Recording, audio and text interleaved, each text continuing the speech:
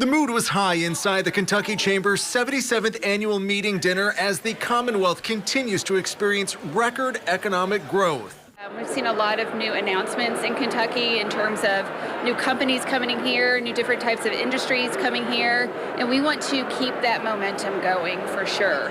Both candidates for governor were invited to make the case about how they would help do that. Beshear took credit for the successes of the last 3 years while acknowledging it has been a team effort between the legislature and several others. But he cautioned now is not the time to alter the course. I mean, we just ranked 5th in Site Selection's Prosperity Cup rankings, but for the first time ever, we're #1 in our region, beating out these 2 states called Tennessee and Texas. I mean, Cameron painted a different picture, saying his relationships with the legislature put him in the best position to keep the momentum going. I want to establish a culture of work here in Kentucky, and I think it's unfortunate that over the last 3.5 years, Andy Beshear in many ways has established a culture of dependency on government. The forum came just hours after Beshear released a new campaign ad targeting Cameron's position on abortions, igniting a back and forth between the candidates. This is to you, Daniel Cameron.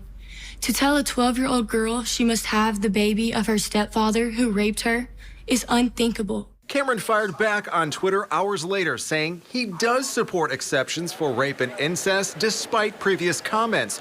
He accused Beshear of running the most despicable campaigns in Kentucky history. Now, he lectures us on partisanship and unity, then runs disgusting false attacks. Beshear pointed back to Cameron's support for Kentucky's trigger law, which does not include any exception for rape or incest. the Attorney General has supported that law with no exceptions for rape and incest from its passage to when it went into effect, defending it in front of the Supreme Court. Back at the chamber dinner, the issue largely played out off stage, except when Cameron was asked to say one nice thing about his opponent. I would have had a lot of nice things to say about him until he ran that ad against me today, but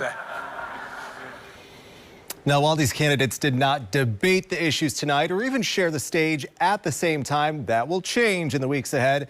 Both candidates have pledged to be here on Saturday, October 21st to take part in our gubernatorial debate hosted in partnership with the League of Women Voters. Live in studio tonight, I'm Drew Gardner, WLKY News. Thank you.